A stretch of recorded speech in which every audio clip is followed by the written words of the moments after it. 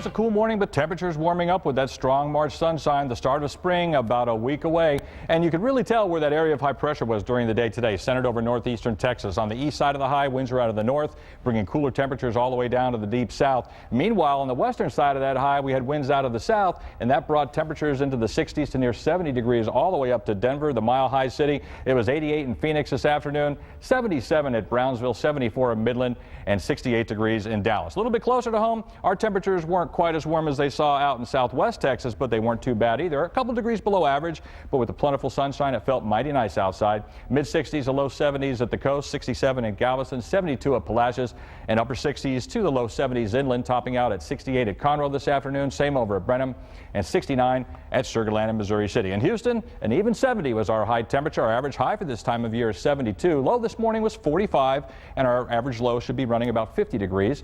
No rainfall for the day today, so for the year in Houston, we're closing in on 2 inches below normal. Right now, it is clear, 52 degrees, but take a look at those dew points in the low 30s right now, a sign of how very dry this air mass is. Humidity is only 44%. Barometers rising with high pressure continuing to build in over the Houston area, and with that high just about overhead, winds are very light, only out of the north-northwest at 3 miles per hour. It's already down to 42 at Conroe. You folks up there might see a little bit of frost, and we might see some patchy areas of frost scattered in the rural areas outside the urban centers overnight.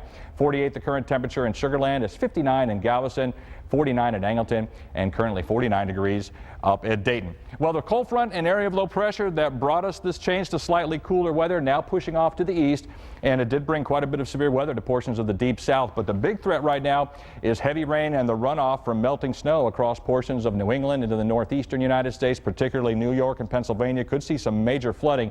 If you've got any travel plans out there tomorrow or this weekend, call ahead, check with your airline, make sure everything's on time. Meanwhile, got clear skies across much of the nation's midsection all the way down to the Lone Star State.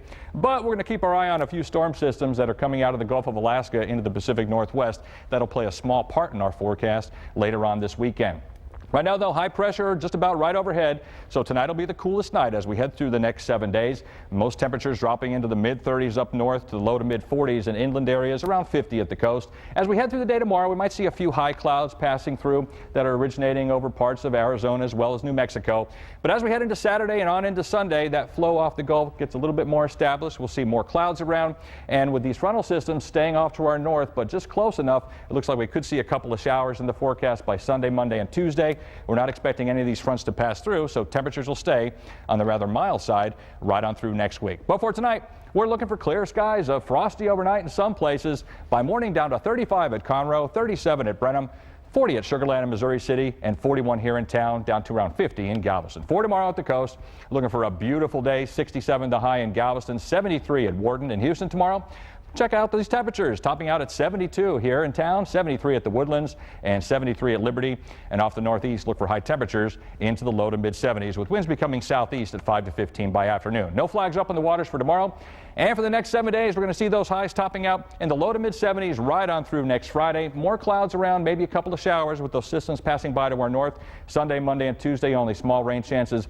Overnight lows generally in the mid 50s. And I did want to give a shout out to the folks over at Highlands Elementary in Sugar Land. They awarded me Volunteer of the Year. It's a great honor. Thanks a lot. I love supporting the school. And whether at Highlands and Sugar Land or anywhere in southeast Texas, you can get your forecast anytime at 39online.com. Including your 4th of July. Chief Meteorologist Keith Monahan is here now with a look at the forecast. Yeah, was there any part of the area today that was dry, Keith? Well, I don't think so. Just about everybody saw some rain across southeast Texas. The heaviest hit areas today were to the south and southwest of the Houston area, especially Matagorda and Brazoria counties. You folks down there in some areas picking up anywhere from 5 to 9 inches of rain.